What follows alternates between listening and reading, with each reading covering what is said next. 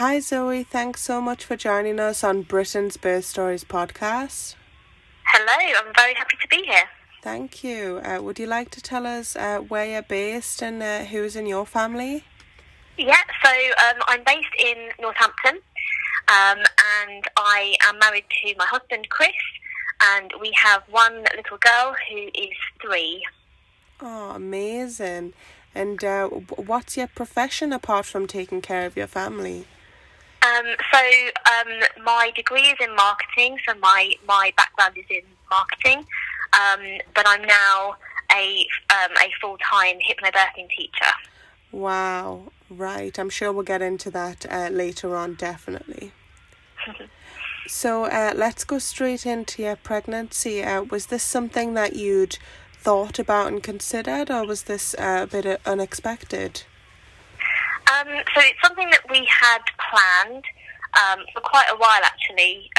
Once we got married, my husband was really desperate to have children, and it was actually me that was kind of putting him off and, saying, can we just wait a couple of years? When we actually came round to kind of being ready, I guess we did kind of plan it. Wonderful. And how did you feel when you found out you were pregnant? Well, apart from being knackered, I was really, really happy. Obviously, my husband was very, very happy too. But there was kind of a part of me that was very nervous as well. So I think I was equal parts excited and happy. Mm-hmm. But then there was this part of me that got kind of bigger week by week, where I was kind of thinking, oh my goodness, how is this going to come out of me? Yeah. And at that point, had you thought much about where and how you'd like to birth? I think in the beginning, I didn't really give it that much thought. I think I assumed that it would be in hospital, because I think for a lot of us, there's the assumption that when we give birth, we go into hospital. So I hadn't really thought about anything other than that. I hadn't thought about home birth or birth centre, none of that. I just kind of pictured myself in a labour ward room, and it wasn't until I explored hypnobirthing that I actually realised that there was a lot of other choices, and that's when I started to sort of think about other things. Wow. And how was the pregnancy overall for you? Overall, pregnancy was fine. I think everyone has those first few weeks where they just feel like death. I think I was suffering with kind of sickness, and I think it was the exhaustion that was the worst part. So, I would come home from work and just feel so tired. I think it is so draining when you're working full time. And then you come home at the end of the day and you've still got stuff to do around the house and dinner and everything. And there was quite a few times where I just came home and went to bed. So I was just so exhausted. But once I got past that kind of first trimester part, generally it was pretty good. Obviously towards the end, quite a lot of tiredness. But generally it was pretty good, pretty smooth, really. Wonderful. And let's get straight into it. So, how did labour begin and progress for you? Obviously, I've been doing hypnobirthing the last couple of months before my daughter was born. So, when my labour started, I knew what to expect. So, I was actually, I think, 5 days overdue, and I'd gone to my midwife appointment.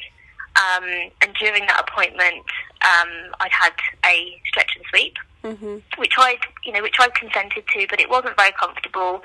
And with hindsight, I probably didn't need it, but obviously I didn't realise that at the time. But once I got home from that appointment, things started to kind of start. So I started doing my hypnobirthing breathing and my relaxation. I had my friend with me as well, so she stayed with me, and we had nice cup of tea and some cakes and stuff, just to kind of keep my mind off what was going on. I just sort of tried to carry on as much as I could with, you know, the kind of normal everyday things that I'd planned. But in the back of my mind, I was thinking, oh, this is really great. You know, things are starting to move, and I was really excited. Yeah. Which is something that I think at the beginning of my pregnancy, I never would have thought that I'd be excited about going into labour. But I was genuinely, you know, really happy and thinking, I'm going to meet her soon. It's going to be really good. So yeah, things kind of carried on like that for quite a few hours. I don't think we actually called the midwife until about 10 p.m. Right. So it was most of that day just kind of breathing through things, and you know, it was completely manageable. There was no, you know, no real pain. It was just a sensation that I was able to manage pretty well. And then we actually went into the birth centre about 1 a.m. Right. Because that's what I was planning to give birth, was in the birth centre here in Northampton. And then when I got there, that's when the first kind of disappointment happened. Was that when they checked my urine and my blood pressure, they noticed that my blood pressure was ever so slightly raised, and I had a tiny trace of protein in my urine. Right. So they weren't comfortable with me going into the birth centre. So that meant then a little walk down the hall to the labour ward, Right. which is not where I had really wanted to give birth, because what I really wanted was to have a lovely water birth and, you know, have that lovely atmosphere. But that wasn't obviously going to be achievable in labour ward. But that was fine, because, you know, I'd kind of prepared myself, you know, for the different twists and turns that might happen. Yeah. So yeah, although that was a disappointment to me, I managed to kind of pick myself up and kind of move forward with that, because I'd kind of mentally prepared for that. So then I was in a little room on labour ward, just kind of keeping as upright and mobile as I could. Sorry. No worries. And yeah, things kind of progressed very, very, very smoothly, and it wasn't really until the end where things went really off plan. So towards the very end, my daughter's heart rate actually dropped, I think, quite dramatically. I don't remember exactly, because obviously I was in my zone. Yeah. But the midwife must have kind of pressed the button to get people in. So suddenly all these people came in. And I think when I tell people this birth story, a lot of people are kind of like, oh my gosh, like, that must have really thrown you, that must have really panicked you. But it really didn't, and I managed to keep calm and, you know, keep relaxed, because I knew that was the best thing to be doing. Yeah. And at that point, a doctor came in and, you know, started talking about that he would recommend a delivery via forceps. So I had a chat with him, because that was one of my, you know, sort of no-go scenarios. Like, I did not want that. Yeah. When I went into it, I thought, I don't want that, and I don't want a cesarean if I can absolutely help it, you know. But that's one of the options that I had at that point. And so yeah, I had a chat with him, using my hypnobirthing tools to kind of talk about, okay, what's the benefit of this, what's the risk, what if we did nothing, and sort of talk through all the different options. And I decided that I would consent to that forceps delivery. And yeah, that's how she was born. And she was beautiful and calm, and I can just remember the way she looked up into my eyes, and yeah, it was amazing. So even though it really was not the birth that I wanted, that I'd dreamed about, it was still a really good experience, because, you know, I was able to keep calm. I had control over the decisions that were made because they were mine. And yeah, it was just a really great experience. Wonderful. And how were the first few hours like with her? Yeah, so she actually latched pretty much straight away. We had lots of time for skin to skin. I think we were actually in the room for a few hours afterwards, like definitely a couple of hours. So that was brilliant, and she was really calm. She was so chilled out, which you wouldn't really think from being kind of pulled out with some forceps. You wouldn't think that a baby could be so chilled out, but she was really, really calm. I think for me and my husband, we were both a bit like, oh my gosh, like we've got a baby to look after. Yeah. Kind of thinking, oh my gosh, like she's going to break and so I think it was probably more stressful for us than it was for her. Mm-hmm. Yeah. And in terms of the support, how supported did you feel at that time? I think, really, really supported. There was a lot of midwives obviously coming in and doing the checks and doing the paperwork and doing, what they need to do. But they were all so friendly, happy to chat about things. So yeah, I definitely felt supported. Yeah. And eventually, when you got home, how was your feeding journey? What had you planned for that, or what were you thinking? Well, I actually didn't leave hospital for another couple of days, right. Just because of some complications that happened immediately afterwards. So I actually had a small kind of postpartum hemorrhage, right. Which meant that I had to have some treatment for my iron levels. Mm-hmm. So I was actually in hospital for a couple of days after, and I had planned. So my plan was to breastfeed, and obviously she latched on straight away. So I kind of thought, oh, brilliant, this is easy, this is great. Yeah. And obviously that was the kind of most smooth latch that we had, because after that, that's when all the problems and the kind of challenges started. So I actually found it pretty tough, and yeah, kind of struggled quite a lot, to be honest. So what we ended up doing was we were doing a bit of a combination feeding. Right. So we were using formula and then, we were breastfeeding and then topping her up with formula. Which, looking back, I kind of feel like if I had known more about breastfeeding, if I had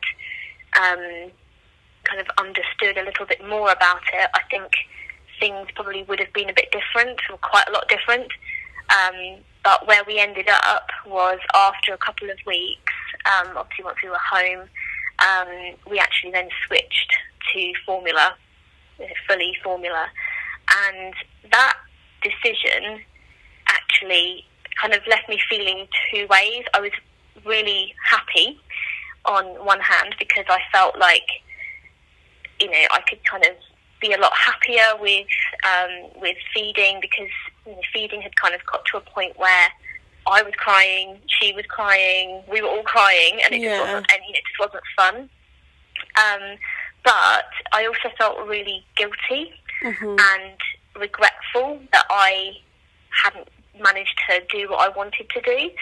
And it actually took me a while to kind of get over that.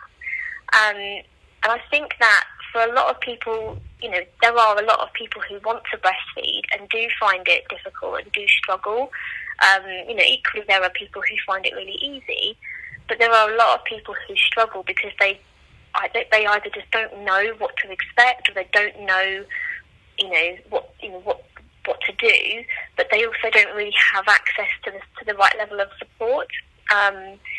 So, that's one of the reasons why I trained as a breastfeeding peer supporter, in addition to what I do with my hypnobirthing classes, just because I know how it can make you feel, if you have to kind of give up on that dream of breastfeeding, but I guess at the end of the day, the most important thing is that you and your baby are happy, healthy, fed, and however you feed your baby, that's the most important thing. So, whether it's formula, whether it's breast milk, as long as your baby is fed, that's the most important thing. Yeah, definitely. And obviously, because that was quite difficult, how did that affect you postnatally, and how was the postnatal period for you overall? Well, it's it's honestly a bit of a blur, if I'm totally honest, because it was exhausting, because obviously I wasn't sleeping that much at all. It was, I think, for those first couple of weeks, really emotionally draining, just because I struggled so much with the breastfeeding side of it. And I think once I'd kind of got through those first few weeks, I felt like the clouds had kind of parted a bit, and I felt a little bit more like myself. But I do think that those first few weeks I kind of lost a bit of myself, which, you know, that's not to say that's a bad thing. I think that every new parent goes through a bit of a transition and a bit of a change, because your life is completely different when you have a baby to think about. But yeah, I think I found the first couple of weeks very tough, and once I'd kind of got through that, things definitely improved. I was, you know, I never had any sort of, you know, depression or anything like that. But I can see how easily people can slip into that territory. I think the biggest thing for me was the loneliness. And for me, having the friends that I'd made on my hypnobirthing course, on my NCT course, they were invaluable. So having someone to text at 3 a.m. was just the best thing, because having someone who's kind of going through the same things as you and can understand you is so vital. Yeah, definitely. And that's a great thing to bring up in terms of all the friendships you can make and build during that, when you're pregnant and then eventually do have the baby. That's a great point to include. Yeah, definitely. And I think as well, you know, preparing for birth is really important, but preparing for what comes after is just as vital. So, and that's not just about, you know, learning what breastfeeding is and learning about, you know, how to formula feed. It's also about actually thinking, okay, what support do I need? What am I going to do about food? What am I going to say to visitors? You know, all those kinds of things that you probably haven't ever had to think about before. Yeah, definitely. When it comes down to it, it's actually really critical that you kind of have it worked out, because when it comes to it, you're going to be in the middle of this crazy, emotional roller coaster, sleep deprivation, and you won't be able to think clearly. So I think, you know, having that kind of thought beforehand can really set you up better for a, you know, successful postnatal period. Definitely, I totally agree with that. And now moving on to the more professional side of things, what pushed you into getting into hypnobirthing professionally? So, I mean, obviously, having used hypnobirthing with my own birth and kind of experiencing for myself how powerful it really was, and bear in mind that my birth was not what you might think of as like a stereotypical hypnobirth. I think a lot of people, when they hear that you've had a hypnobirth, they think, oh, she must have like been at home or drug-free, or completely natural, and that's not what happened to me at all. So knowing that hypnobirthing was so powerful in that situation, knowing that it helped and has helped so many people in all different birth scenarios, I started telling loads of people about hypnobirthing. So in my day job, whenever someone was pregnant, I was like, oh, have you done hypnobirthing? Have you thought about it? You've got to do it. It's amazing. So I started just sort of promoting hypnobirthing to loads of different people. And I think someone kind of said to me, have you ever thought about actually teaching hypnobirthing? I think you'd be really good at it. And I was like, no. But then as the kind of weeks went on and I, well, in my particular office, there was always someone pregnant, like always. There was a lot of women in my office, so there was always someone pregnant. And I started more often than not, these people would kind of be like, oh, you know, I'm pregnant. It's going to be awful. I've just got to go along with whatever I'm told. And they were almost setting themselves up to fail even before they'd started. And that really annoyed me, that they would feel like that. Obviously not annoyed at them, but annoyed at the whole situation, at the whole perception that we have of birth in our society, in our culture. That, you know, people are led to believe that it is, you know, automatically going to be terrible and it's going to be traumatic, and, you know, that comes through stories that we're told, what we see on TV, all those things kind of feed into our picture of birth, that it's this awful, traumatic, horrific thing. And I just wanted to do whatever that I could to kind of change that narrative and to actually support people so that they didn't have to just resign themselves to the worst. Yeah, I understand. And how has it been in the current climate being a hypnobirthing teacher for you? It's been a bit of a roller coaster, to be honest. So I trained last year. I started my business actually teaching in March, which was not the best time to start the business. So my first course, we started face-to-face, and then obviously lockdown happened, I think on like the 20-something of March. So we ended the course on Zoom, online, and then I was teaching online, obviously from March through, all the way through lockdown, and all the way till today, actually. And it's been up and down. It's been a struggle to. I think any new business kind of starting in the spring of this year has struggled. Just to kind of get your name out there, get visibility. So that's been a struggle, but it's been really rewarding. On the other hand, just because, you know, things, particularly with maternity services through this pandemic, have been so restricted. So to be able to support people in this environment, I think is so important, and, you know, it's been really, really good that I've been able to continue that. And, you know, thank God for the internet. Oh, definitely. Wow. And in terms of your area where you are, would you say that hypnobirthing's quite widely accepted, or what's the perception there? So in my area, there's actually quite a few hypnobirthing teachers.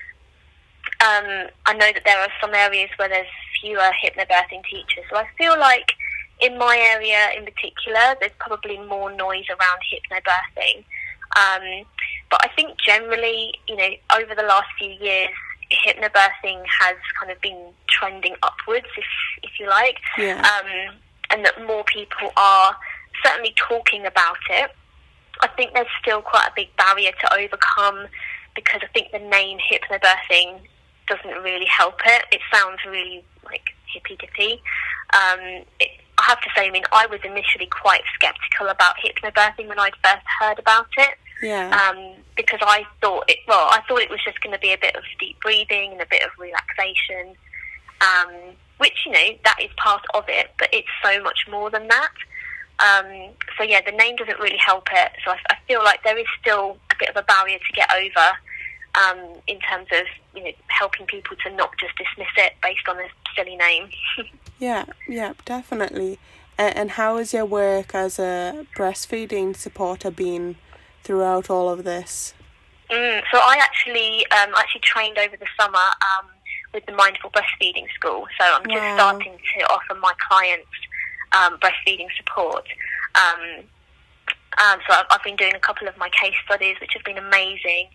And again, it's very similar to being able to support someone in preparing for their birth. You know, helping someone with a breastfeeding issue, or, you know, I've been helping one of my case studies prep before her birth. Mm-hmm. And that's been so rewarding and just lovely to be able to support someone when they're at a really kind of vulnerable place, and a place where they feel like they don't really have a lot of support. Yeah. So that's been fantastic. Wow, amazing. And I feel like you've branched out in terms of doing hypnobirthing, but then going into breastfeeding, which is, in my opinion, not always the pairing that people get. Usually it's like hypnobirthing and a doula. So it's great that you offer that spectrum of support. Oh, thank you. Yeah, no, definitely. No, thank you so much for coming on today and sharing your experience, the reality of everything. That's okay. But always happy to talk about birth and anything to do with birth. Yeah, amazing.